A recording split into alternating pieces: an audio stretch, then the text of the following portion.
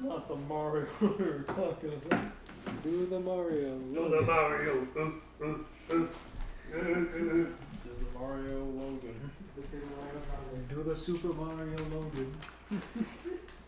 Do the Super Cody show. It's a me. Cody! Oh, we gotta watch the Super Cody show. Oh, we do. It's only 10 episodes. We could do it tonight. We watched some of that, I think. Have we watched the Panigi Chronicles? We can go through all that. I need to go through that with Devin. That's not true, and you know. Did you say yes? You snake. I can't believe you watched Super Mario Contra Bros with Devin, but not H Villain's classic Super Cody show. We're getting to it. Devin watched the cooking video. I want to watch Irate Gamer with Devin. You keep putting our friends into recluse state, and then they won't hang out with anybody for a while. That's the point. They gotta hang out with me and watch Irate Gamer. You were gonna get canceled on Twitter so hard. We need to get the Irate Gamers video game in the Lost Media Archive. I need to get his fucking address so I can beat him up. Oh my god. Wow, what did he do? Steven! What did he do? He just got gamer rage. So does Steven, apparently. What is your gamer rage power level? How enraged are you? Hello, Chris Neo. I'm gonna deck you in this fucking snow. Hello, Neo Cortex. I'm here to take your 25 crystals. Hello, Neocortex. I'm here to take your daughter to prom. Ah, jeez. It's his niece. Neo Cortex. I don't even like Crash. Whatever. Bandicoot. Jeez. He alludes to it being his daughter, though. That's the thing. He said, "My daughter. I mean, niece." What kind of illusion is that? Why does it matter? I don't It want to. doesn't matter. Look, I don't know why they put that in there like that. I don't know why Cortex would have canonically had sex. I don't want to. Is that why he's scared? Doesn't want his virginity token to be taken away? He doesn't want Engine to know he's not a virgin. I don't want to imagine Irate Gamer with a big Sharpie N on his forehead. Dr. Cortex, you're a virgin, aren't you? No, I'm not. What the fuck do you want? I'm Yes, the Irate yes. Gamer. Steven, you ruined my improv. I fucking hate you. Yes, a virgin. I've still got my wizard powers. A virgin. Of course. Of course. I've never been horny before. Oh my god. I don't have time to be horny. I'm busy trying to take over the world. I've got important things to do. I cut off my niece's hands so she can't love the animals. Isn't it cool? Cortex, why would you do that? Who's that supposed to be? What? I don't know. His niece. I'm glad you do that. What did you do to me? You have to be evil, Nina. Now go to the Academy of Evil. It's a real level to crash to insanity. It's evil because I'm not paying your tuition. You'll be in student debt for the rest of your life. And I run the university. So you're in debt to me. I'll say my biggest problem with Crash to Insanity is not the bad gameplay and glitchy stuff, but it's the fact that they started to introduce the idea of that there are a bunch of people with letters on their head. And it pissed me off. The thing that makes Cortex cool is that he has the big N pass on his head. And you have like Madame Amelie with a big A and all these like students with random letters on their head. It's stupid. It's okay, Nina has like a half N-word pass. She can have it because she's related to him. I'm fine with that. I don't need random like NPC like just enemy characters with letters on their name. That's stupid. Engine and Embryo both went there and they don't have letters on their head. Do you think Crash has one underneath his fur? Yes. It's a big Chinese kanji for the word sweat. Sweat, sweat, sweat, sweat, sweat. He gets very sweaty, but he has a lot of fur, so you can't see it. He just feels bad. All the time. Disclaimer! Crossing the Line is not a show intended to bully or harass anyone. Do not go out of your way to find or mess with the authors featured on our podcast. They make what we do possible, and we love them. And you. Thanks. Enjoy.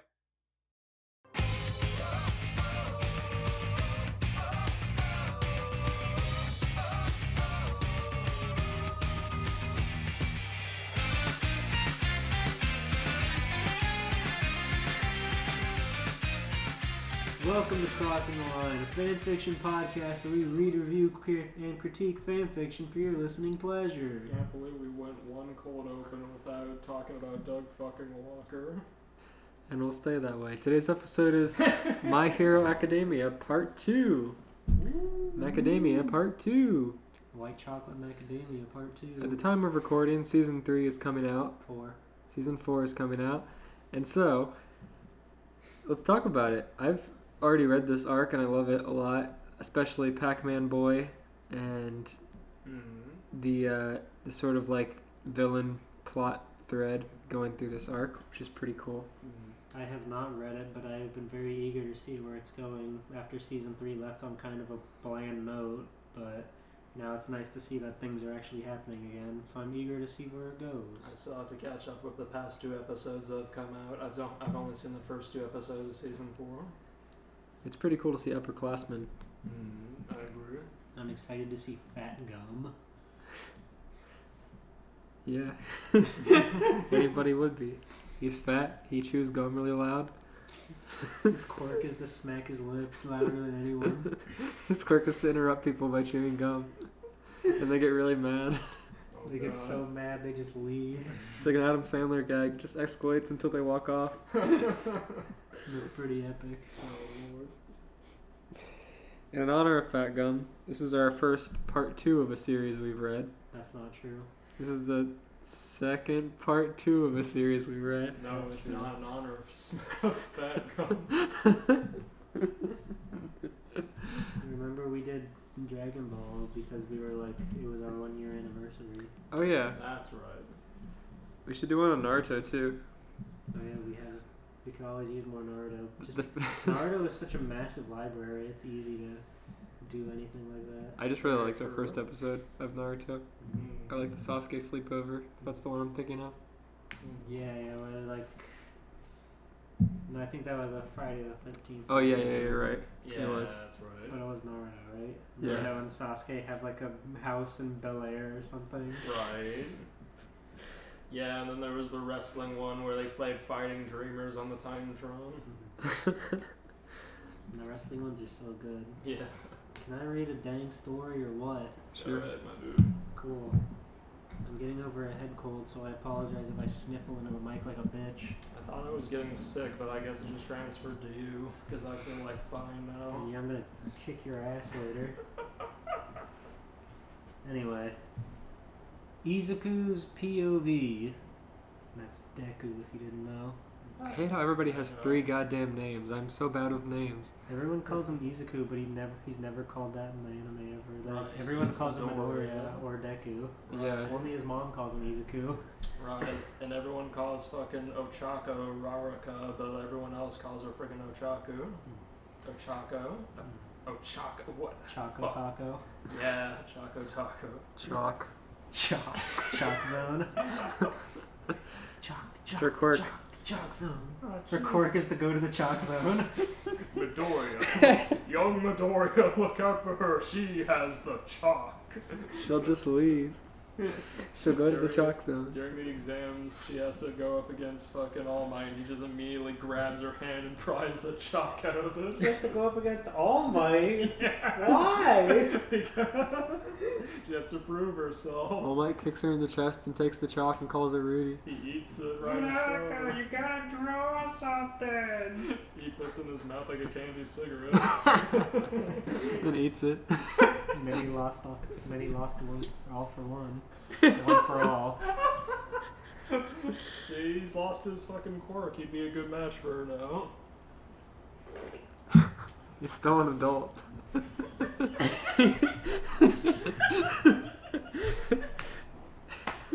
He's Oh, Choco Raraka, I'm gonna kick your ass.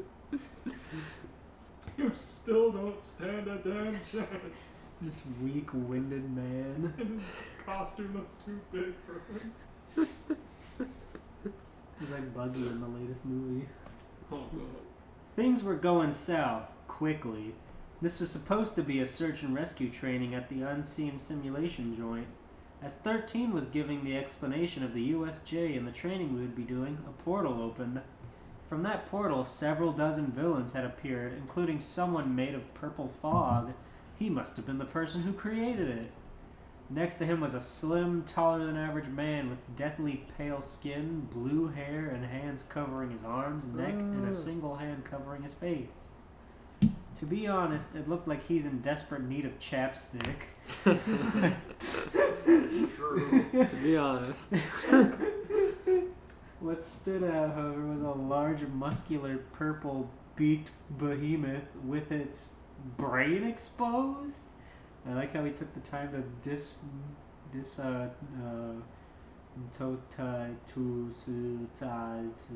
whatever his name, League of Villains. Yeah. There are like 20 characters whose names start with a T alone in My Hero. And they're all long, like Toshinori, Todoroki, Tokoyami. Anyway. Takoyaki. Choco Taco. Aizawa had told 13 to protect us before heading in to combat the villains. I tried to stop him, but he said that no hero should be a one-trick pony, and then leapt into the fray. As he tried to leave, the portal man appeared and, after using his quirk to severely injure 13, warped us to random spots at USJ. I had landed with Tsuyu and, regrettably, Mineta in the flood zone. After using our quirks to escape, leaving me with a broken finger, we swam to the shore, only to see Aizawa fighting the Nomu and losing. So this is Deku's first person. The Handsy man decided to have the portal person, who was called Kurogiri from what he called him, open a portal in front of Tsuyu.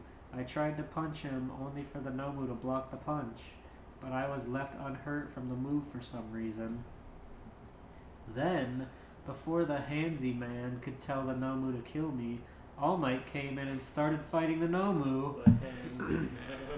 He had tried to suplex it after Todoroki froze its arm, but it was a trap and All Might fell for it.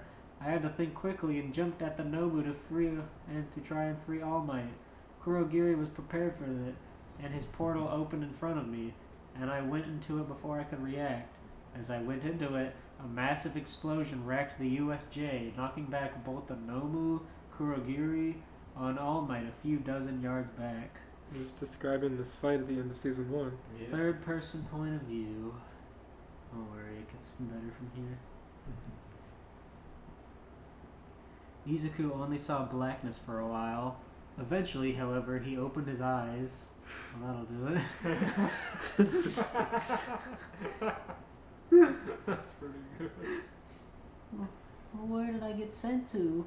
He asked, expecting to be in one of the USJ's areas. Instead, he was in a vast field. What? How am I in a field? I was in USJ. Did the portal guy warp me out of USJ? Oh God, what do I do? Izuku began to freak out. After a few minutes of panicking, which included waving his arms around, he noticed a book lying on the ground. Huh? He asked. Oh no. This pause in his freaking out allowed him to really see what was around him. First, he noticed a bar of 10 hearts on the bottom left corner of his vision, What? with a row of turkey What? drumsticks on the bottom right side. That's not what I expected at all. Oh my god. What did you expect? I thought it was gonna be Death Note 'cause he found a book on the ground. I thought it was gonna be I Am Mean. Anytime you get a semblance of a book. You people are vastly different from each other. Dun dun dun dun. Midoriya caught a glimpse of a skinny man singing in the background. Wretched hero. The latest addition to the fucking League of Villains. Midoriya That's a asks story. the League of Villains individually for their full name. I gotta save that one. That'll be a good one for next time we write. I am mean, my hero. Yeah. Trapping all of the children in a book. Let's see, where was I? What an annoying quirk. What's his quirk called? I don't know. I'll come up with a name by the time we write. Okay, let's see. Izuku then picked up the book, and suddenly the bottom of his vision had a row of 9 boxes, and the book took up one of them. There was a white outline around the book, and a name was above the book. Quest book.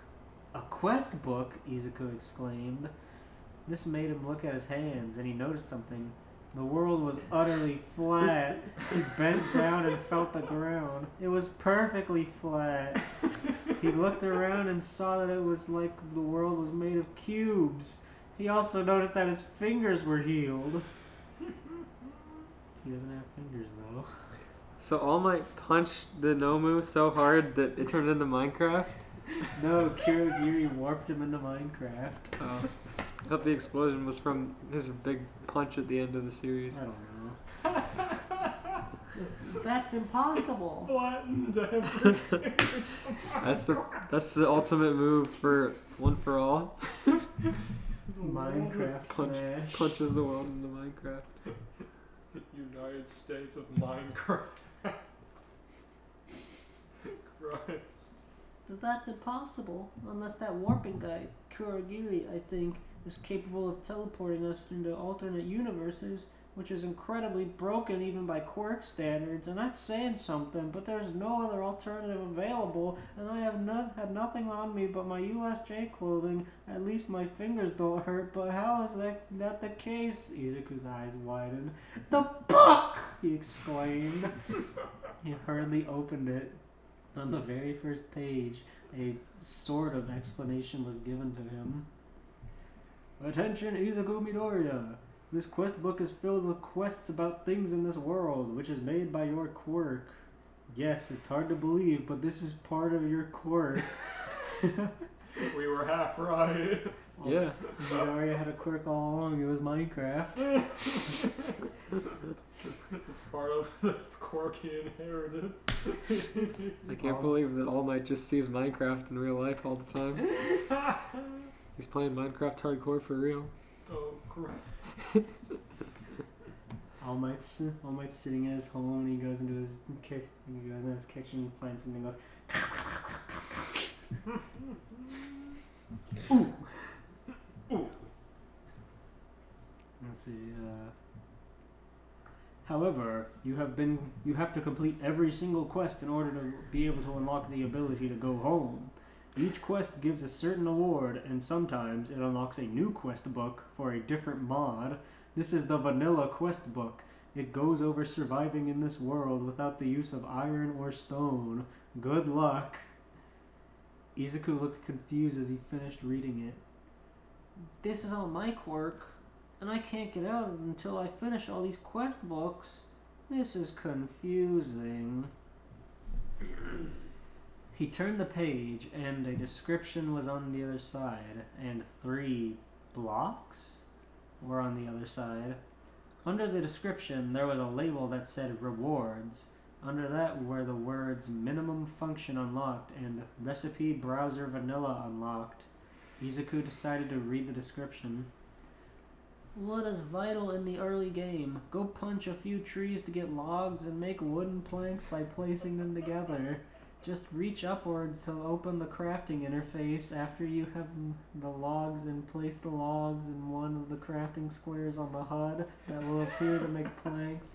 Then place the planks in the crafting area in a square to make a crafting table. He's just scrolling through his giant dual disc fucking user manual. This is a reading in Minecraft tutorial. Izuku was barely able to comprehend his world. Now he's got to read this book and understand. To go punch a few trees. I hope he uses one for all on the trees. He's He gonna blows have right to. through them. Izuku looked around. Now that he had calmed down, he could see beyond the field he was in. From what he could see, there was a forest of some kind, maybe 100 meters out. Izuku started walking towards the forest, only to be startled by a mooing sound. He jumped in shock and looked behind him. There was a cow, but cubed, looking at him. Before it turned its head, it gave another roar. But what startled Izuku was the fact that the mouth was not moving. Let's not go near any animals while I process that. Izuku said that to no one in particular. He cannot handle this world. This Minecraft world. This poor milquetoast boy stuck in Minecraft. Holy shit. He's gonna have a breakdown. Oh my god. Izuku backed up from the cow and went into the forest, avoiding any animals he saw on the way. He didn't really want to see that again. He walked up the huge cubed, like everything else, oak tree. He gulped as he raised his fist back and then punched it. The block broke, dropping a single log, while the rest of the tree stayed intact. This is confusing. Izuku reached for the dropped log, only for it to get sucked into him and appear on the second slot of his HUD's hotbar? He felt like that fit. Izuku at the time was not surprised. He opened the HUD and raises his hand to a large box with 3 rows similar to his hotbar. All of them were empty, with a third-person view of him with his arms raised. There was a square made up of 4 smaller squares to the right of it, which had an arrow pointing to a single square next to the 4 squares. Can't follow. Yeah, I haven't played in long enough to remember exactly what the HUD looks like. Right. Oh, you'll know. And this is what we're learning. Oh god. Here goes nothing. Izuku mentally placed the oak log into the crafting grid. Upon doing so, the 4 planks popped out up on the square. The moment he picked them up from their slot, the log vanished. Next step, then, Izuku said with some uncertainty. He then filled the crafting grid's 4 spaces in 1 plank each. And sure enough, something with crafting table popped up. Izuku picked it up, and a small ding came from the book. A mini-map with a set of coordinates? That'll help a lot, Izuku thought. Suddenly, a small window popped up. In it was a larger map, which had a larger overview of his surroundings, with blackness surrounding anything that wasn't nearby. Along with that were a set of coordinates and the word forest under the coordinates. You following? Mm-hmm. I'm trying. We're getting there. It's not moving particularly slow, but it feels very slow. Once you get the basics down, then Minecraft goes like that. We'll see. It's just the constant use of the word square. Yeah, we have established that everything's square already.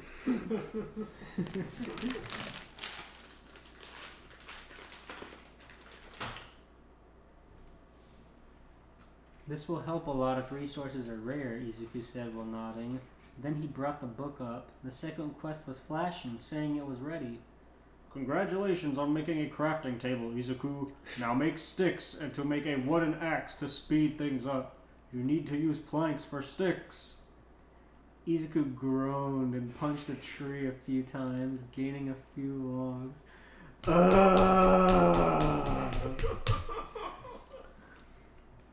Then when he finished making planks, he noticed an odd browser on the side of his vision. He saw a vanilla recipe browser above the browser. I saw vanilla porn in the Eve browser. Vanilla missionary porn A sidebar ad. on his second monitor. Someone had used Arrow Snap and made half the screen porn. Well, might as well use it. He typed sticks into the search bar, and the image of a stick popped up, along with the crafting recipe for it. It was a wood plank on top of another wood plank.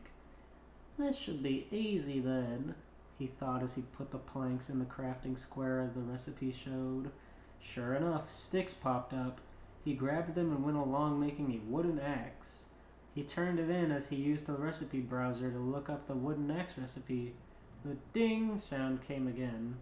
The reward was an apple? Izuku looked at it closely, and suddenly a crunching sound was heard as the apple vanished into him, filling an unnoticed empty turkey leg on his HUD and adding a yellow outline to half of one. This quite obviously scared Izuku, who jumped as it finished. That surprised me. The book had 3 quests, didn't have any rewards. They were easy to make: a wooden sword, pickaxe, and shovel. Easy enough, Izuku thought. As he finished making the 2 tools and a sword, he noticed the sun setting. At that, the book did a big ding! Whoa. Izuku, listen now. You have to quickly build a house with dirt blocks or encase yourself into the ground. Oh no. Nighttime is very dangerous as hostile mobs being the creatures life of this world, will spawn. My headcanon is that this is like a special friggin' All Might edition of it, so he's the one narrating. Midoriya, kid. Listen now. You need to encase yourself into the ground. Hurry, there's no time to waste. Where the block/items where you were trying to make usually was, there was now a text saying, "Survive the night." He didn't read the rewards. Izuku went into a panic as this happened, quickly punching dirt until he got about 20, and then quickly made an encasement, and now he noticed a military time clock. It was under the mini-map with the coordinates and forest, but it was going a few minutes too fast.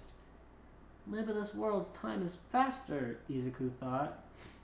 Moans, hissing, and bone sounds were heard all night long. Scary.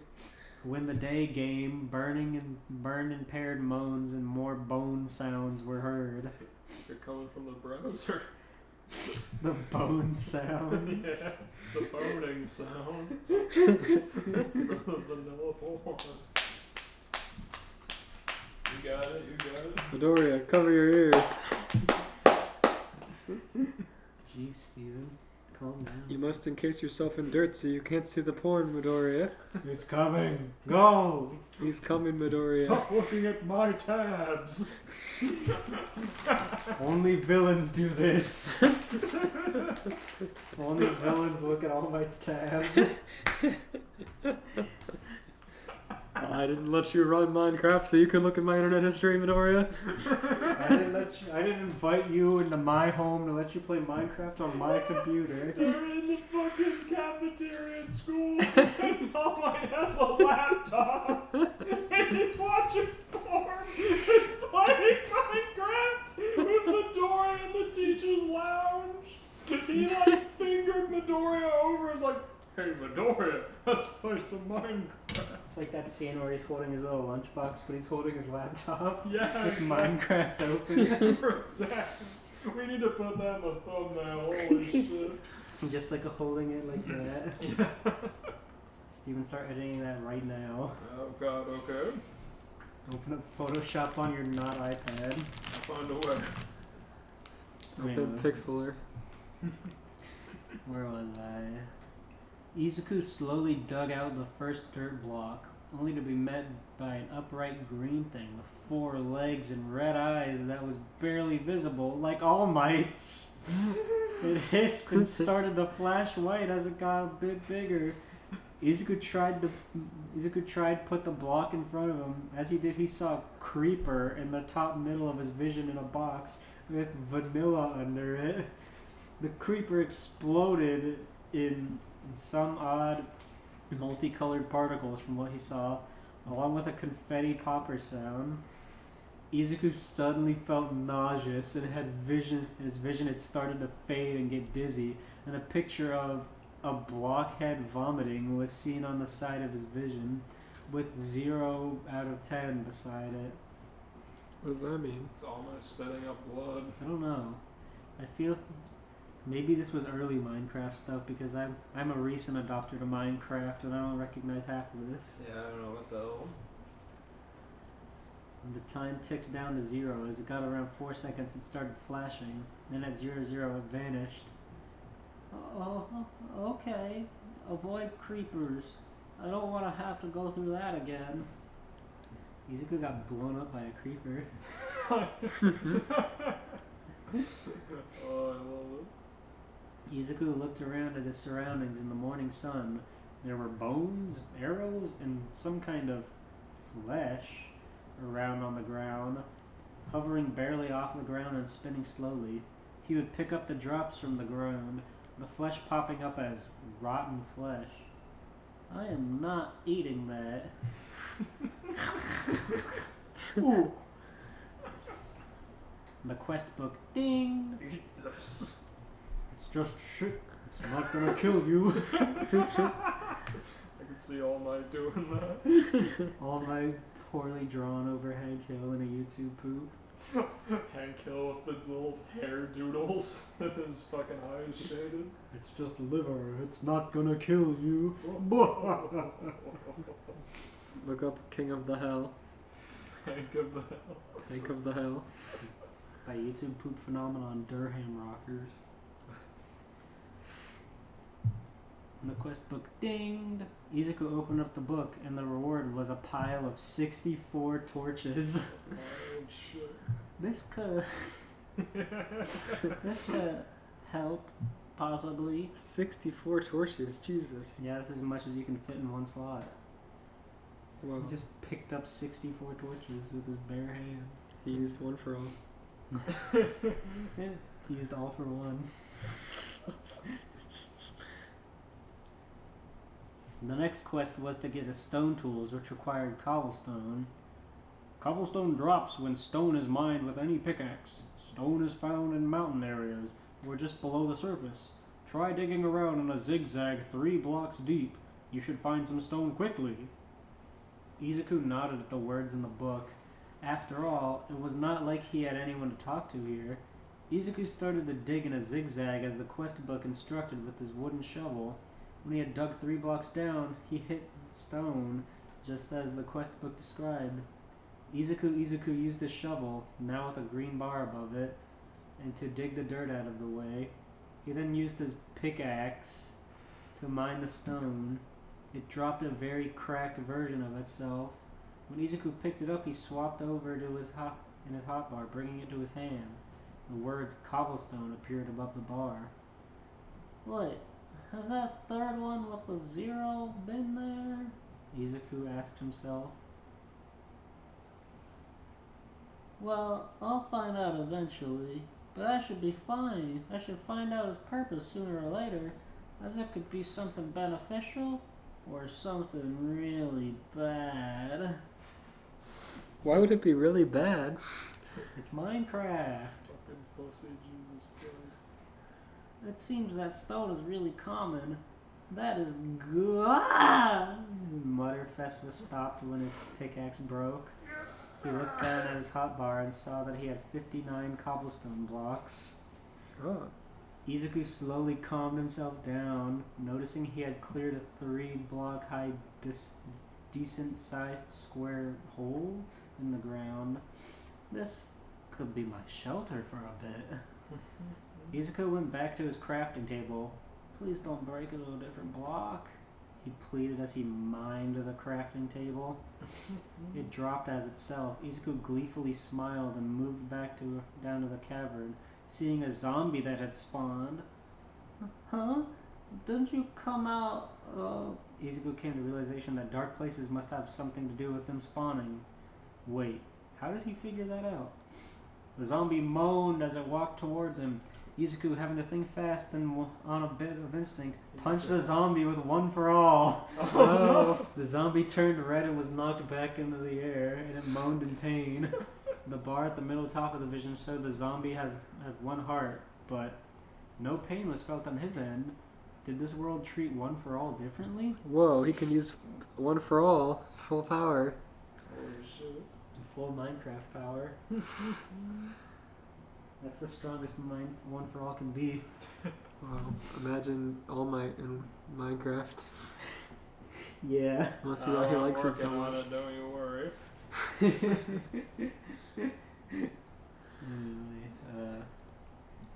now Izuku saw 4 buffs on the side of his vision as he prepared to run to the zombie to punch it again. First was a boot with wind around it with speed 2 on the side of it with an infinity symbol instead of a timer. That is so. The second was a light sword of some kind with the word strength 3 with the same infinity symbol. Now that he saw those, he noticed that all 4 of the stats had an infinity sign. The third buff was of a yellow pickaxe with haste 2 on the side. The fourth and last image was of a white arrow below a blue arrow with jump boost 3 on the side. Izuku smiled, thinking the world had let him master one for all in this world. He punched the zombie again after using the speed boost to quickly build up momentum. Upon contact, it turned red, but so did Izuku.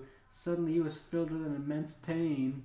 His health bar dropped by 1/4, losing 2.5 hearts. Jesus. However, it started going back up rapidly, but so did a gray speckled bar behind the turkey leg. When it encased the entire turkey leg bar, a turkey leg and a half yellow outline disappeared. Then he was back at full HP, and the pain was gone. A chance of hurting myself. Shouldn't use it then unless I have to. Who knows what will happen if I reach 0 hearts? Izuku went on to make stone tools. The quest book dinged and Izuku opened it up. There was no reward for the quest, but the next quest had a reward. The quest was to make a furnace, and the reward was 10 coal and Better Barrels mod unlocked. Izuku quickly looked up the furnace recipe, which was 8 cobble in a circle on a crafting table. Izuku quickly made the furnace, placing it and then collecting the reward. The next quest was to get a few stacks of logs. With this knowledge, Izuku went up and outside after placing torches to prevent the mobs from spawning. You look tired, Elias. No. You look like you're having trouble listening to Minecraft My Hero. I'm on the edge of my seat. There happened to be a tall, pale girl with a very long brunette hair wearing a turtleneck that went from her neck to her ankles, nearly reaching her feet. As for her footwear, she was wearing thigh-high boots. You can't tell that if she's got something that goes from her neck to her feet. Unless the boots go over the pants. True. No, it's a turtleneck. Yeah. They wrap over the turtleneck. Thigh-high boots with straps that went under the end of her turtleneck. Okay, Izuku didn't see her. She had purple eyes and some kind of hat with odd drawings on it. A purple square and a white square. Hopefully he is the one, she whispered to herself, and with that she vanished in a puff of purple smoke. What's the Minecraft equivalent of female Steve? I have no idea. I feel like I know this, but I can't remember. There's a female Steve, though. There's a female girl. Does she look like that description? No. Oh. Not at all. That's the end, by the way. Oh. Well. Who was that masked woman? I'll never That know. turtlenecked woman? I'll never know. It reminds She's me of... trapped in Minecraft, too. What was that anime that came out earlier this year that was like... It has like the ghost girl and the kid, and the ghost girl has like the same color pattern. That's probably not that. The ghost girl and the kid. Well, there's like it's like a light novel that got reanimated earlier this year that had a like girl who wears a cloak on the cover. She has like a checkerboard pattern, I think. Oh, Demon Slayer? No. It's from this year. It's from a 2000s light novel. Oh, okay. It's probably not important. Tagami Bachi. Yeah. Letter B. Letter B. Wow, what would you rate that story? I'd rate that 256 squares out of 10. Wow. Pretty high praise. A lot of squares. I'd rate that a plus ultra punch that created Minecraft. Oh my god. I would rate that thigh highs that stick through a full body turtleneck out of 10. Anyway, Steven's clearly busy playing Minecraft on his device. So Elias, I hope you want to read next. Yes, I can't wait. Oh boy. The idea of this one is really good, but I don't really know if it'll be as good. But I really hope so. Have you decided where you're interning yet, Midoriya? Tenya asked before busying his lips on his bottle of orange juice. Okay. I like the way that's worded. Not yet. I've narrowed it down to just 10, though. Izuku handed him the paper. Just 10. Izuku handed him the paper, looking for his friend's input or guidance. What do you think? Well, it seems you have multiple offers from top 10 heroes. While Edgeshot is one rank higher, it seems as though Maruko would fit your style of combat more easily. The taller teen offered, before looking down further. Wait.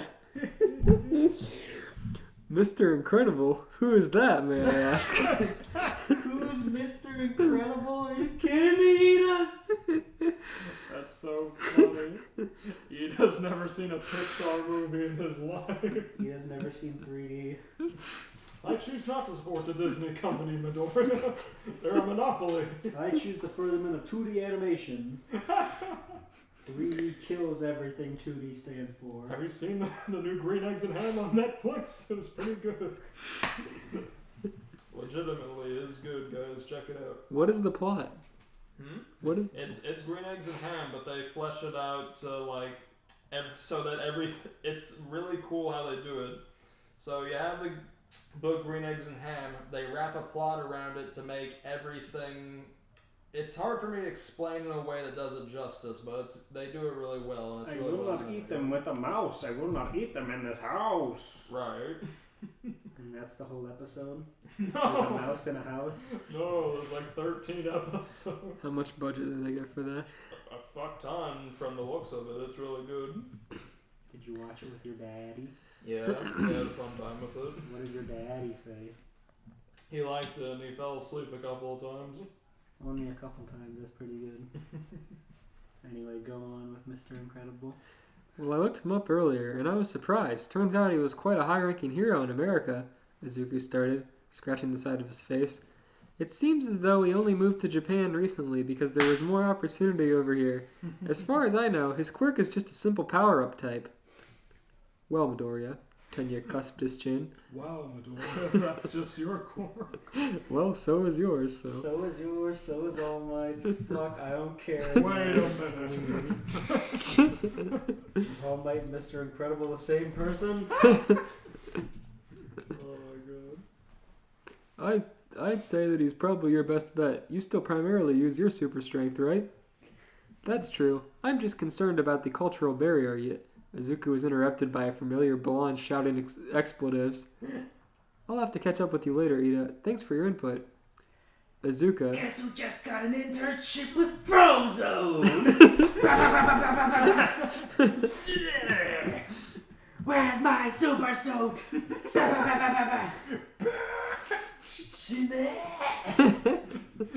What do you think his nickname for Frozone would be? You cold black man! Wow, way to go, Steven. Breaking new barriers in Bakugo's character art. You He black met the first black Bakugo's person very he's ever deep. met. It's not true. Is it? There's... Think real hard. That Cosby. What's the Birdman? He's black. He's got white hands. Oh. Never mind. He's black on a freaking wardrobe spectrum, not on a racial spectrum. I see. Just submit. Don't let Steven get away with that. I see. I mean, I don't care. I don't care Birdman if is... Bakugo calls Frozone. I want to get to the part where Izuku goes to his house. There's worse things you could call him. His house, not his like department or anything. Izuku... Yes. Izuku, needless to say, was rather surprised to find not an agency but a rather modern-looking house when he arrived at the address provided to him. Damn it! Hell yeah. Your veins are like popping out of your forehead trying to read the story. I was laughing. Well, too late to change my choice, Izuku thought as he pressed the doorbell in. sighing that he may have wasted his time. Just a second. Yep, that voice was definitely American. It would certainly fit the face that he saw when he looked up at the hero. His Japanese seemed fine, at least, Izuku thought as the door opened, and he was greeted by Mr. Incredible, give or take 20 pounds. Bob Parr speaking in Japanese. That would. Oh, that's so funny. Let's look up Incredible's Japanese dubbed after this. I'm just going to talk in a really Southern American accent for Mr. Incredible. Oh, you must be Izuku. That's. I can call you Izuku, right? I don't like that a lot. That's his Japanese voice. The boy nodded. The boy nodded in answer. Izuku grabbed the outstretched hand, feeling just how strong the man was in front of him. Probably just slightly stronger than 35% full cow. Slightly Yes, stronger slightly. than his 35% full cow. You can tell that by a handshake.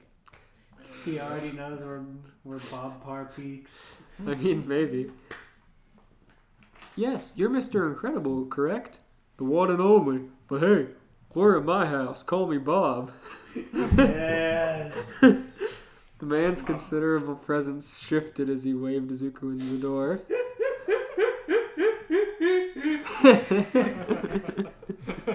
That's great. Send that to our group chat. I will.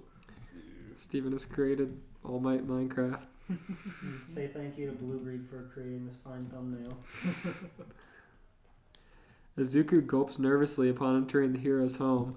Sure, it may not have been a mansion, but its size was nothing to scoff at, and the interior was clearly expensive and lavish, quite antithetical to the rather humble abode he formerly lived in with his mother. With all due respect, sir, Izuku gulped as Bob turned around with a neutral expression. Are we gonna, go on patrol? Of course. Just a little hectic right now since we just moved in. So for the moment, I have to wait for my babysitter to pick up Jack Jack. The large man, whom Izuku noted was blond, had blue eyes and super strength, just like a personal friend and mentor of his explained. Don't get too comfortable, though. They should be arriving any minute. Who are you talking to, Dad? A girl with hair just as dark as Momo's, if not darker, asked while walking down the staircase. Oh, V. Remember when I was talking about sending out an internship offer for that boy on TV? Well, this is him. Oh no. He's just this man, just puts an internship offer out at the school because he saw him on TV. Yeah, I want to hang out with you. I want to lay back and drink a couple beers with you, kid. You take care of my kids. He just becomes the babysitter. He has to watch out for Violet and It's Dash. important hero training. Like he says, that boy on TV, this is him. The clearly aging man responded with a smile on his face. This is Izuku. Izuku, this is Violet. Violet's gonna watch Izuku shower. Ah, nice to meet you, Violet. Izuku shook her hand and noticed the faint smell of some kind of deodorant or perfume. Oh no, he's getting horny. Violet's arm went limp as she stared at the rather cute boy in front of her. He's full cowling. Yeah. Yeah, I'm Violet. The boy's costume was clearly a size too small for him, or maybe he was just a size too big for his costume. Yeah, now. Either way, she could see just about all of his muscles, which definitely did not fit his face at all. I mean, nice to meet you. I have to. Bye. Suddenly there was a small blonde boy, probably a preteen at most, a year older, was tugging at Izuku's leg. Who are you, mister? Is he just tiny? Yeah. Who do you think's faster, Dash or Ida? Well, he said... Dash. My money's on Dash. He ran across water. True. Even the boy Ida's got his money and gave him to him. I mean, you're right, Ida. I've never seen really a scene where Ida's like speed is like put to like a real test. We've seen him like use that one move where he goes max speed and blows his engines, but we've never seen the extent at which that can actually do something. Dash doesn't have to blow his engines. Yeah, true. His engines don't go cold. Don't stall, I mean. Dash didn't have to jam any PVC into his legs. Dash just makes fun of him. Well, look at the Japanese freak. Pokes him in the eye. Puts a Now- pick me sign on his back. Dash! He's from China. Then Violet's like, Dad, we're in Japan. Listen, What? I can tell the difference. Get me the hell out of here. He's like, which one's the bad one?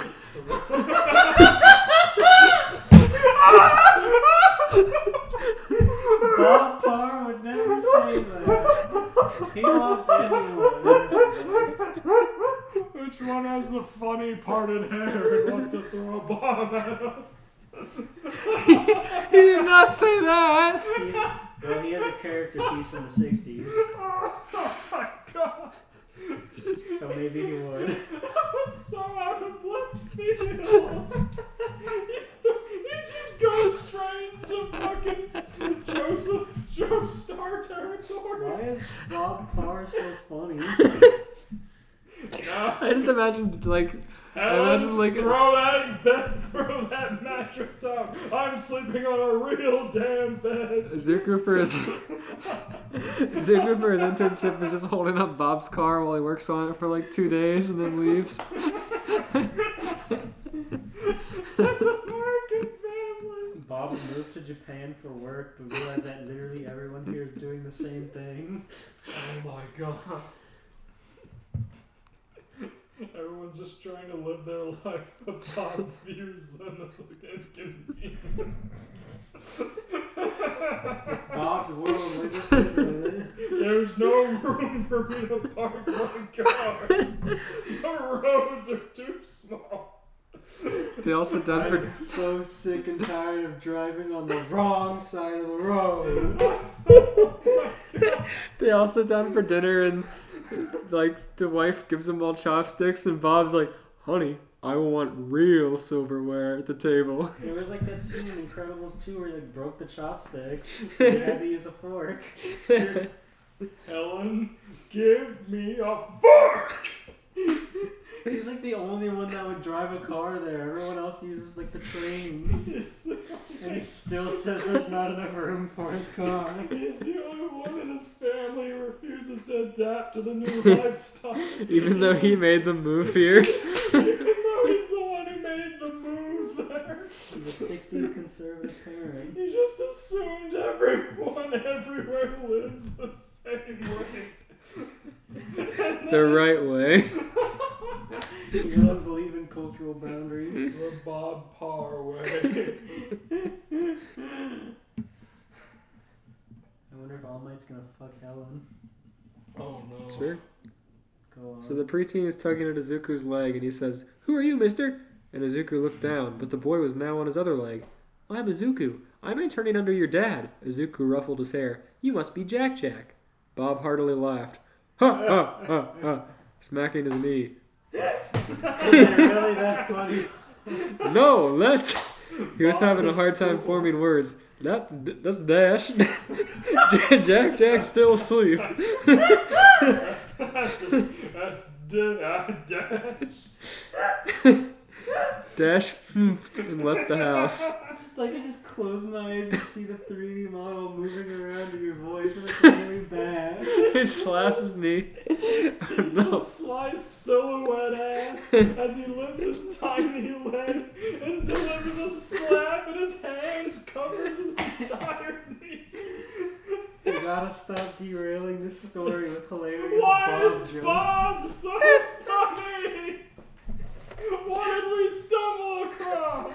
Every week it's someone new. Dog Walker, Rob Walker, Linkara. You say new. Parr. I can't wait for Bob Parr to fight the Nostalgia Critic. Oh god. Bob is great because he's just like an out of shape dad, but he's really strong. He's just a dad. He just happens to be a superhero.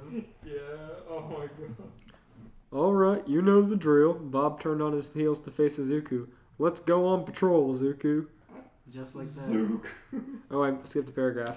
Dash humphed and left the house, following his sister, before a young woman relative to Bob's age knocked and entered after him. Hi, I'm here to watch Jack Jack again. Izuku guessed that she was American too. Alright, you know the drill. Bob turned on his heels to face Izuku. Let's go on patrol, Izuku. Oh, classic American girl. You're quite strong for someone your age, kid. No. Can Bob read power levels? I mean, he's been with a lot of supers, so I don't know. No, that's sorry. There's like a they go to like a different scene now. There's no like indicator. There's like a bar or something. There's no indicator, Oh. but this is just a villain. You're quite strong for someone your age, kid. The villain, who had some kind of morphing quirk, taunted as he slithered along the ground before lunging at Deku. But you meet your end here. Izuku stood still, and Mr. Incredible could run in.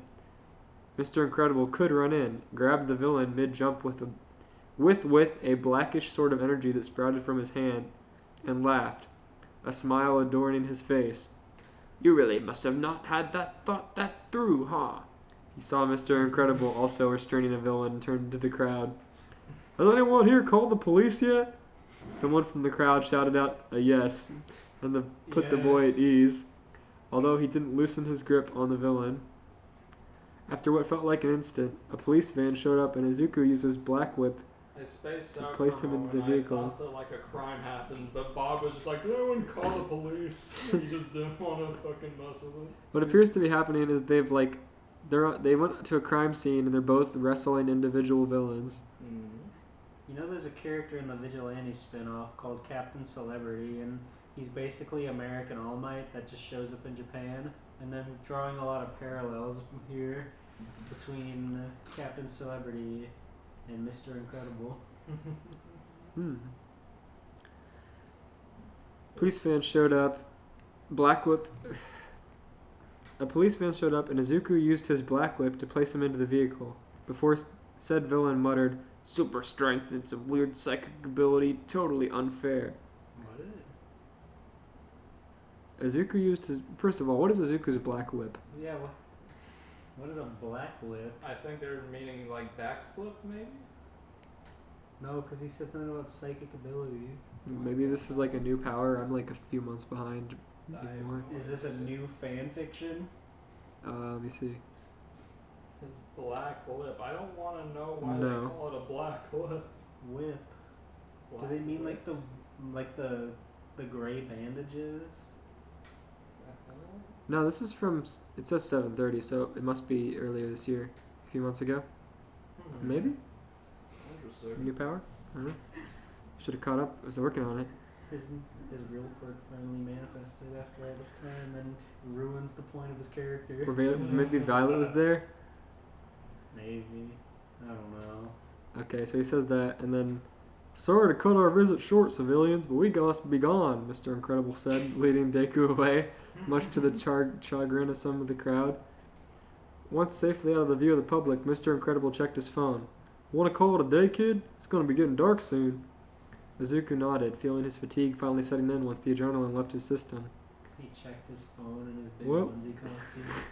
Well, that was a good day of patrols, wouldn't you say? Mr. Incredible asked rhetorically, shaking off his shoes. Yeah, does he wear shoes? I guess he has like boots or something. Yeah. Yeah, it was. Izuku wiped the sweat from his forehead, his breathing ragged. Well, hey, no offense, kid, but you're gonna miss your train if you stick around here too much longer, Bob warned, kicking off his shoes. So, good night. Good night, Mr. Incredible. Izuku waved his hand, turning around. Hi again, Izuku. Violet faded into existence, slowly becoming visible and startling Izuku. Sorry for running away earlier. I was just... It's fine. Really. Izuku waved his hands in front of him. I'm just glad you weren't, like, mad or anything like that. No, I was just nervous. Violet swallowed some air. Would you like to... She wanted to ask if he had a girlfriend, but she knew how bad of an idea it was. But asking for phone number wasn't any easier. Exchange phone numbers or something like that, just in case? Izuku's silence made her consider backing out of it, before she saw the red staining his face. Yeah, sure, totally. Turns out his prayers that his voice wouldn't crack worked. Ah, Midoriya! Tenya walked as fast as he could justify to himself over to his shorter friend. I saw what happened on the news. I see you took my advice. I must say that your work was commendable. Ah, thanks, Ida. Izuku rubbed the back of his head. It was certainly an interesting day. Certainly an interesting day, he repeated internally, not really paying attention to what Ida had said. He's thinking about the Parr family. Chapter 2. Last chapter. Beautiful. Absolute torture. Oh no. Those two words described in perfect detail what Violet felt over the course of Izuku's internship. Midoriya, some man named Bob told me not to look at him through my 4 eyes. He doesn't know who Mr. Incredible is, even though he just said that. Mr. Incredible just flagged him down and pointed at his nose. Maybe he's out of maybe he's like out of costume in his civilian clothes now. And he saw Ida on the streets and braided him. Hey, Four Eyes, I'm talking to you. Don't you look at me. He says that, and then FC looks at him, he says that too. The number 4 hero, Mr. Incredible. Good role model. Being so close, yet so far to the boy who had certainly made her frustrated after her boyfriend broke up with her back in America. She had to draw on all of her courage reserves to utter so much the simple greeting to the boy, and it certainly didn't help that he seemed to be perpetually oblivious. Okay, today's the day, she looked in the mirror. Today I will ask him out. She felt herself about to throw up. Not like as a date or anything, but, she sighed. This is going to be difficult, she thought, reaching for her hairbrush. Any minute now, and he would be back with her dad, as was usual. That was pretty much her only chance. Man, the door opened, and that was definitely the voice. My last internship wasn't really about patrolling per se, but it feels like I can catch up on my classmates like this. Don't worry, kiddo. Bob slapped his back, pushing him forward. You're doing great. Say, do you know where Violet is? Now, that was surprising. No particular reason, just wondering. She leaned down. Suddenly the floor seemed quite interesting. V, you home? Yeah, she shouted back and stood up. Maybe this really was her chance. I'll be down in a second. Hi, Violet. The first thing Izuku noticed was her hair. Jet black like Yorizos, but not constricted into a ponytail.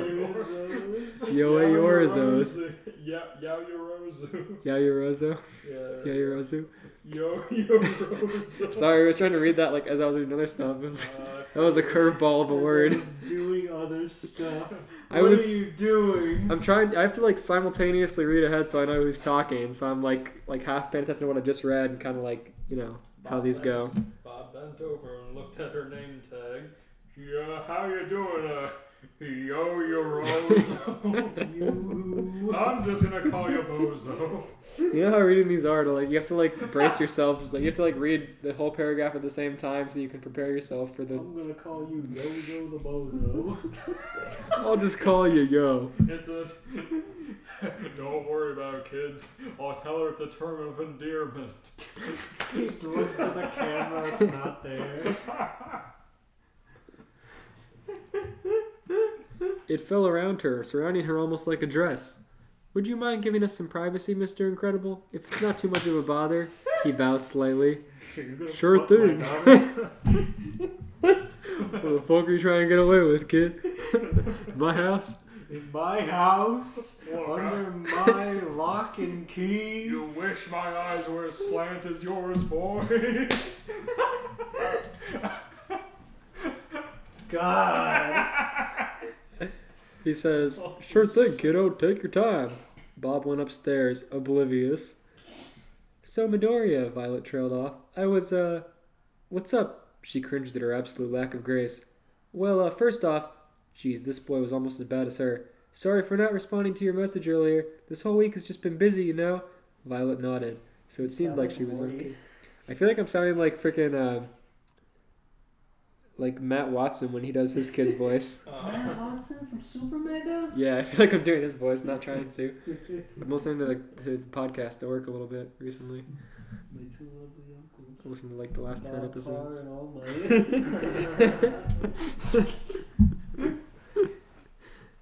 Gunned down by a drone strike in Syria. Why does every fucking restaurant give me rice and noodles with my burger? I don't understand. What kind of backwards ass place is this? No! I don't want white rice! This is disgusting! Stop serving this in your restaurant. No one wants this shit. Take it off the damn menu. Cook your damn fish. I'm not sending it back anymore. Bob, stop making a scene and eat your rice. I'm not eating the rice. Oh, it's meant to be served raw, huh? Is that what they tell you to tell me? Oh, No, serving me raw food will not be allowed. Oh, you think squishing? When's the last time the health inspector's been in here, huh? Oh, you think squishing into a triangle is gonna make me want to eat it more, huh? Well, try this out. Throws a plate really hard. Stands up and flips the table over.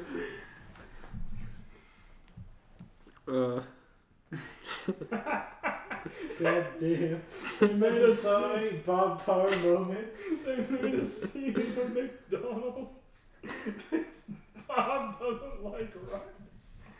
I don't think they sell rice at the McDonald's. It's okay. It's for the joke. Maybe in the 60s. He seemed kind of disappointed. That wasn't the best lie. Well, I was just wondering if you might hang out sometime or something like that. He saw her face get red for a moment. Not like as a date or anything, just as friends, ? Oh, Violet feigned surprise. Well, yeah, no, I mean, I'm not that busy. I would like to. Izuku pondered for a moment. Well, how does Sunday sound? He swallowed. 2:00 in the afternoon. I mean, No thanks, that's God's day. not in the morning. He chuckled nervously. That's God's day. Doesn't say that. Damn. Not in the morning, he chuckled nervously. Yeah, she coughed into her hand. I mean, yeah. She says like a deep voice. Yeah, she coughed. I mean, yeah. Nice, Izuku said, then stood on his toes for a second. I should probably get going. Come in, Kaminari said. He was bored and wanted to talk to someone. Midoriya?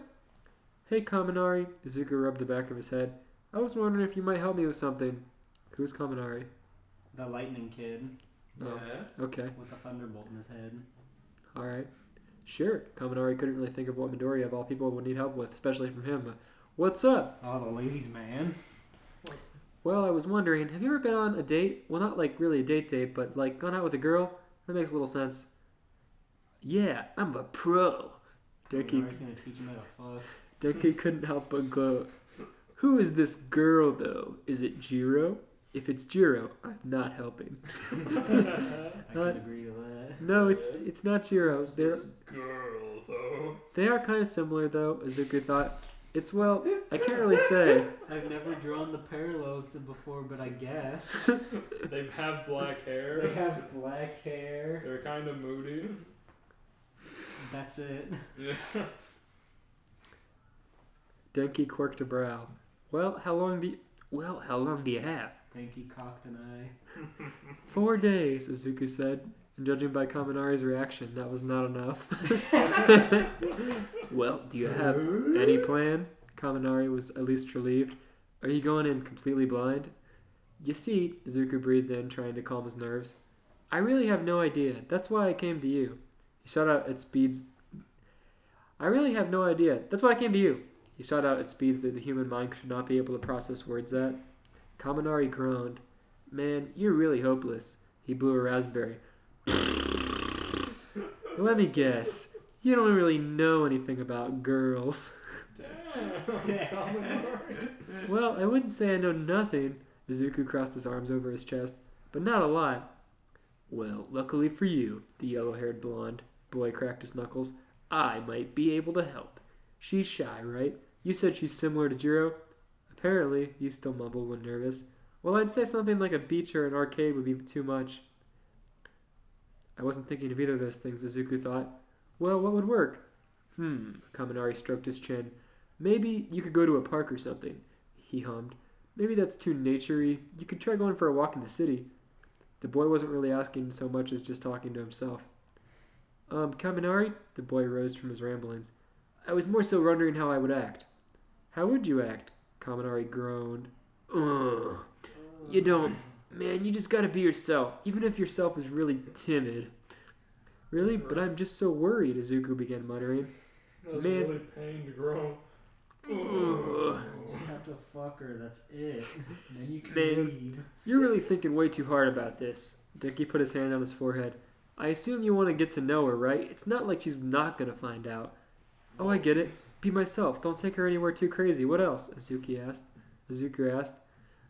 What else indeed? Kaminari mused. Well, don't wear anything too formal. I would lend you some clothes, but you've outgrown me. How much is okay? How much is too formal? Izuku was panicked. Should I be formal at all? Calm down, man. Kaminari put a hand on his shoulder. Let the love doctor help you out. I'm sorry, Kaminari, but I can't call you that. He sighed. That's pretty good. I'm sorry. It's fine, he sighed. Neither did Ida. Anyway. Wait. About your question. I'd say you should probably wear... Do you have any slacks? Midoriya nodded. Those, probably. And please don't wear any of your t-shirts that say t-shirt on them. I like them, Midoriya argued. And that's fine, but Kaminara paused to consider how to continue. Objectively speaking, they look terrible. Objective. Kaminari, shut the hell up. Okay, Midoriya pumped his fist. So wear normal clothing, be myself, and don't do anything that's too much. More or less, Kaminari said, feeling much accomplished despite not doing much. And afterwards, if you still need more help, I would be happy to provide. Not like I have anything else to do. Look, Midoriya, you have plenty of time. Her dad is stuck in the living room bitching about carnival food. Helen, this taco yum, whatever it's called, is delicious. What's in this? Octopus, Bob. What? Is that even legal? What kind of... That's it, we're moving. Pack your bags. It just cuts back into that in one video somewhere where he's like dancing in the hall. I'll put it up here if I can find it. It's like just whatever, like J-pop music, and he's like going through the hallway. It's really good. Oh my god. Mr. Incredible's just fucking Joseph Joestar if he never aged. Yes. Izuku knocked on the door of Violet's household, pretending to look at a non-existent watch. As Violet answered the door, he considered that perhaps he was in fact not ready. The end. Oh, I got blue balled. Damn. They better continue that. I'll see if they did. They probably didn't. Nobody ever does. Oh, God. That was really good though. What would you rate that story? I would rate it 4 bobs out of 5. I would rate it 4 chopsticks, which were 2 until Bob angrily broke them. Here we go, kids. Yeah, I'd rate that a fish out of water out of 10. God damn, there were so many Bob hates Japan stories within that story that we made up. He tries takoyaki, loves it, but can't handle the fact that it has fucking octopus. Taco Yumbo. They make tacos out of the craziest stuff here. It doesn't even have a shell on it. Where's the tortilla? Where is the tortilla? Alright. Mine's pretty short and pretty sweet. I liked the concept, so I'm gonna try it out. It's fine, we've been going for quite a while. Last one. Let's see. Sue wakes up in an unfamiliar environment. She was in a nicely decorated, old-fashioned room, but something is off. Where am I? She asked. Who? Sue, the frog girl. Oh. Then she realized that she is wearing kitschy pink princess clothes and a few meters long wig stuck to her head. Huh. Stuck, huh? Yeah. Taped, huh? Just multitudinous layers of scotch on her fucking scalp. A single piece of scotch tape. What is this? Who brought me here? She said loudly. You're playing Rapunzel in this adaptation of the classic fairy tale. Who are you? I'm the narrator of the story. I decide what happens, and I've chosen you as the princess. Were you the one going to attach this bundle of horsehair to my head? asked Sue. You don't like your beautiful golden hair? Wondered the narrator. It's itchy, it stinks, it looks stupid. I hate this cheap Walmart wig, said the girl. This cheap Walmart. She's already got a lot of hair. I was about to say, her hair's long as hell. But you're the wonderfully beautiful Rapunzel, and down there is waiting the prince that will save and marry you. Marry me, buddy. I'm at least a decade too young for that. It's the medieval ages. You're probably already approaching the middle of your expected lifespan. What? It's like midlife crisis. Her eyes turn into circles. And besides, it's not like we're recreating the original version of Sleeping Beauty. The censors wouldn't allow that, said the narrator. Sue was confused. In order to get through this as fast as possible, she asked, "So what do I have to do?" "You have to let your hair down the window and let the prince climb up to you," explained the narrator. Ow. "Is the prince a moron? Why does he take the stairs?" wondered Suyu. Because it says so in the fairy tale, said the narrator. "Because it says so in the fairy tale," said Suyu. "What kind of argument is that?" "So does it also say in the fairy tale that the princess has frog powers like a tongue and webbed toes? Or are those back when the beauty standards of the Brothers Grimm?" "Just do what you have to do. I already went through all of this with the prince, and despite being feisty and with a short fuse, he in the end agreed to do his designated role," said the narrator. Sue had a hunch. A bad one.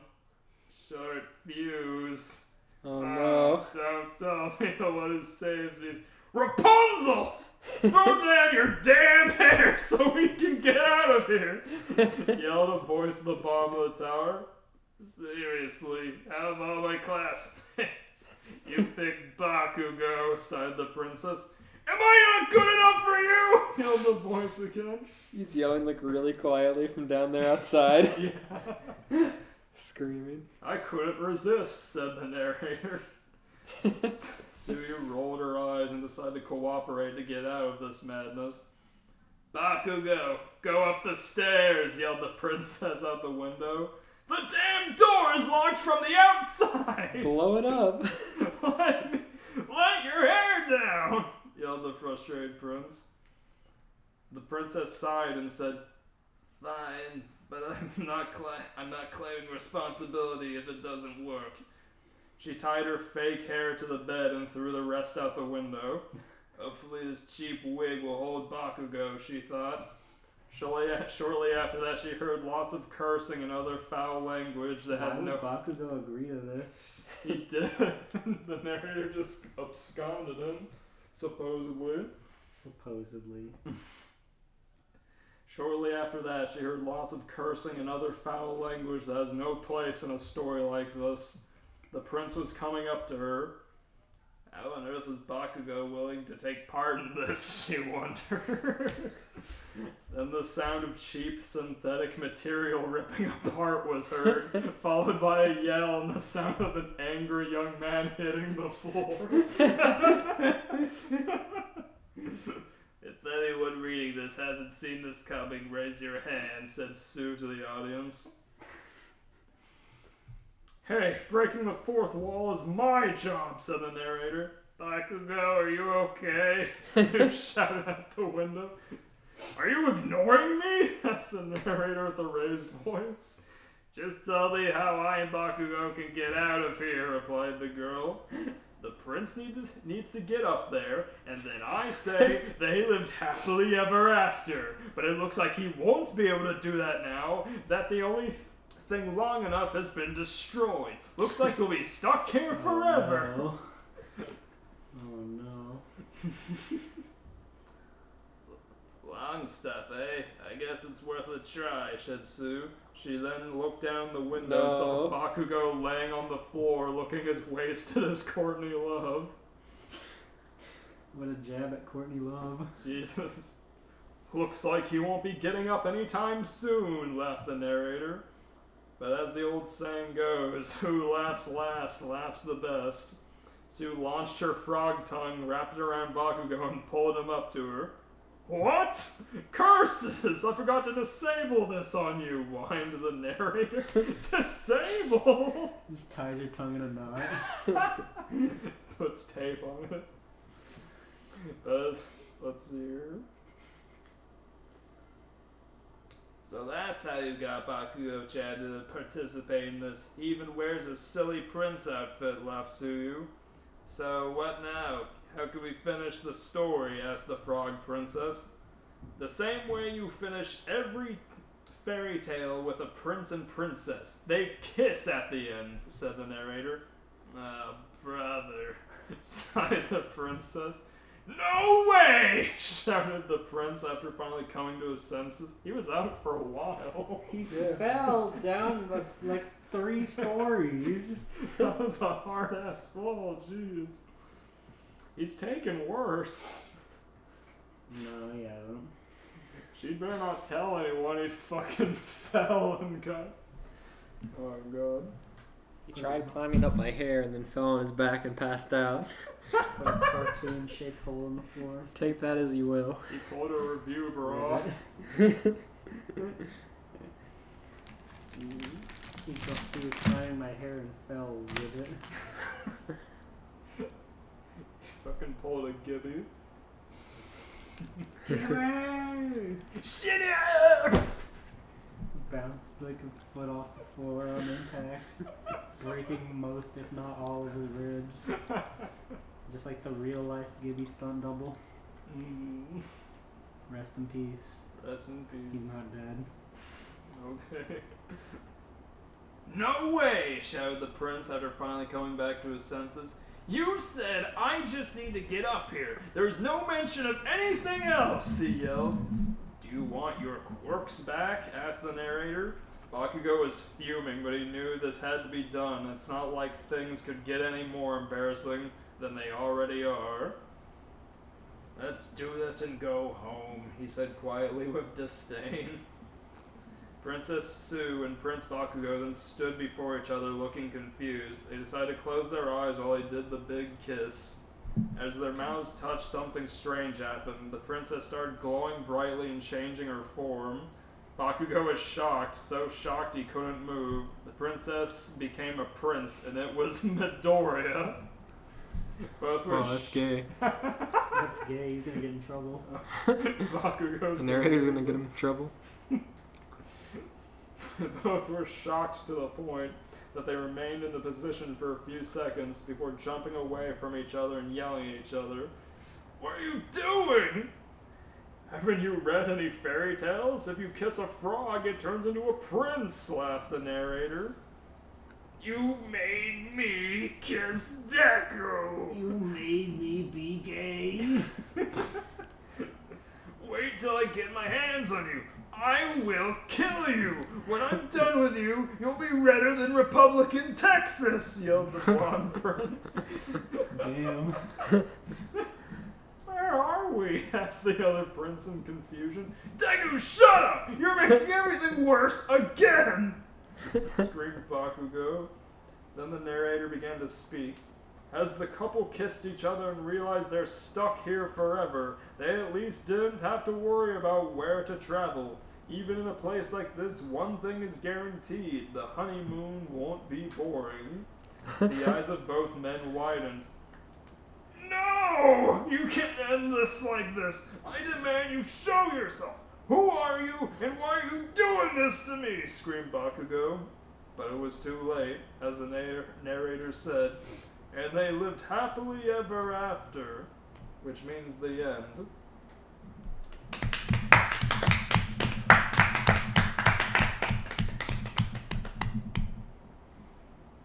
Alright, how would you rate that? I rate that story falling 9 stories out of 10. Rate that story the smell of synthetic wig. Fucking concussion. That was fun, I like that. You didn't write your own story. Let's see here. I rate that Suyu being witty out of 10. I just love that. That's what happens in the fairy tale. That's what happens in the fairy tale. It's pretty good. Check this out.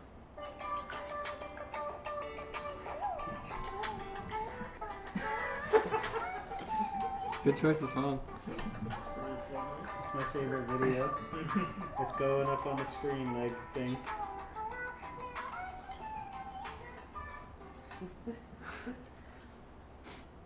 Well, I want to rewrite the story, but Suyu turns into Bob instead. and then he melts off to more Japanese people. And Bakugo gets mad at him, and he gets even more mad at Bakugo and hits him. He throws him down the tower. Yeah. Get the hell off my tower. Who are you? That was a very fun episode. I liked all of those stories, which is a very rare occasion. Very true, very true. Well, Steven, what's our next topic going to be 2 weeks from today? God, I have it. Do you? I do. I just need to look through the things real quick. Shit. Do you? I do. Got 100 saved files of Minecraft. Relax, let's do an improv while Steven's looking. Okay. You start. Okay, so you're the host of you're not the host, you're a coach of the middle school football team, Okay. and one day, as you're having tryouts, you're wrapping up and you say, alright, that about does it for tryouts. I think I've made some good choices today. Is that it, everyone? And all the kids are like, yeah. And then somebody comes running off in the distance, and you're like, wait, who's that? And you hear in the distance, Coach, it's me. I'm sorry, I want to try out. Oh, yeah. So who's the person that wants to try out, Steven? Cosmo from Fairly Odd Parents. Alright, what do you say to Cosmo when he says that? You're a grown man. Get out of my field. I mean, he's pretty small. And you can tell he's a grown man instantly. Yeah. Despite how he talks. Cosmo says, no, Coach, I'm young at heart. Oh no, Coach, I'm young at heart. More like young at fart, and then he blasts ass on him. All the students think that is very funny, and they all laugh and clap for you. But Cosmo looks very sad. Okay, I guess I'll go home forever. Cosmo dies. The end. A fairy dies. That was very cool. Fairly Odd Parents. Middle schoolers would think that was very funny, by the way. Good choice. Fairly Odd Parents, starring Cosmo, Wanda, Timmy, Butch Poof, Hartman. the dog, Sparky, All on Oaxis. all on O-Axis Entertainment. I wanted to say we've already done this, but I wrote my own for Christmas last year. That was it. Yeah, we're done. Where Timmy wished it was the same plot as the Christmas special, but Timmy also wished he was Dante from the Devil May Cry series. Stinger dashed everywhere at the same time. All the way to the North Pole. That was so great. Just Wanda and Cosmo had to float behind him. Holy shit, that was good. Alright, well, have a good night, everyone. See you next episode. Thank you all for tuning in so much. It really means a lot. I hope you enjoyed this My Hero episode. Get ready for all the Bob Parr animations that you could ever wish for, because we got a lot of cannon fodder to sift through. Steven, any last words to your adoring fans? When Bob Parr, east is too far. Just the direction east. It's too much. I can't. I'm not strong enough. Turn this plane around. I can't do it again. I'm not strong enough. West And is Helen's best. like, Bob, get over it. It's just people. No. Bob, heroes are legal No, in the they're East. not. I don't care if it's legal. I've got my standards. Yeah, funny how they all got their powers over there, a little American TLC, you know what I'm saying? Oh my god. Bob says. Bob was all the- implying that World War II wasn't a mistake. A nuclear bomb had to You drop. call the nuclear bomb tender loving care because it mutated them. Oh my god. Bob is gonna get banned in the East. Tune in next time for the Bob Parr Variety Hour. I don't want to talk about Bob Parr. Bye.